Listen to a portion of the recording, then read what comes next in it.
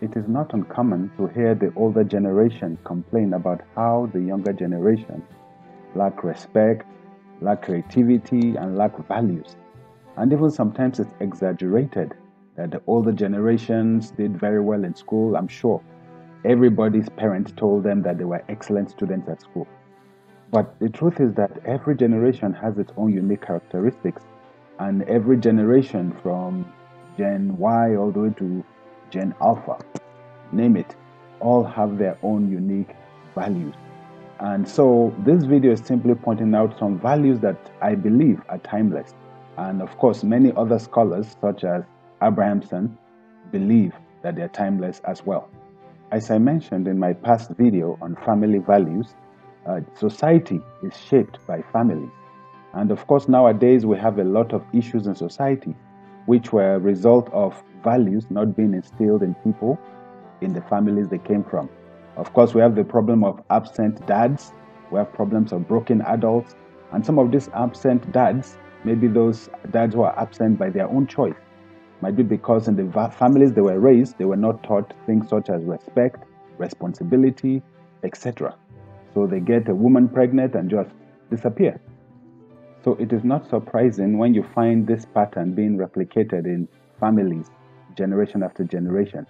But as Burkett emphasizes, instead of treating your children like you were treated, treat them the same way you would basically want your parents to have treated you.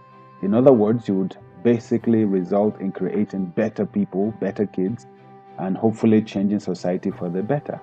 So according to Abrahamson, the following are some values that every family should possess. They are timeless. There are 8 of them. The 9th is mine, and I believe it's the most important. The first is kindness. It's always important as a parent to teach your children how to be kind, to be generous, to have empathy, to have compassion, and to understand the importance of equity. All these are captured with the whole idea of teaching your kids and helping them understand the value of kindness. Secondly is self-compassion, the ability to avoid talking themselves down, the ability to forgive themselves, because the world is filled with imperfect humans. And by teaching your children self-compassion, they are able to have compassion on themselves, which will enable them to have compassion on others. The third one is integrity, of course. Teach your children to be men and women of their word. What they say should be what they do, and what they say they will not do should be what they will not do. Integrity is a very important part in any society that wants to experience success and growth. Responsibility is another.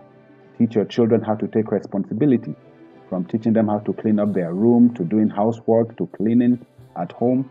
It helps them to develop initiative and a very solid work ethic. The 5th is mutual respect. The fact that your children should be raised to respect people with no regards to their place in society. I know some families where the children are raised to respect only people who are wealthy, and they feel people who are poorer than them are basically animals. But respect is important. Respect everybody. And the emphasis on mutual respect is that you give people respect, but when they don't deserve the respect by their own conduct, then you don't have to respect them. The 5th is honesty. Teach your kids to be honest, to be trustworthy, to be truthful. And that, of course, is a very important value. The 7th is flexibility, the ability to adapt. The world is not cast in iron, and conditions change, and people who are able to adapt normally thrive and do better. The 8th is fairness. Let your children understand equity. Let them understand that people deserve equal treatment, even though in some families people are raised to believe that one person is better than another.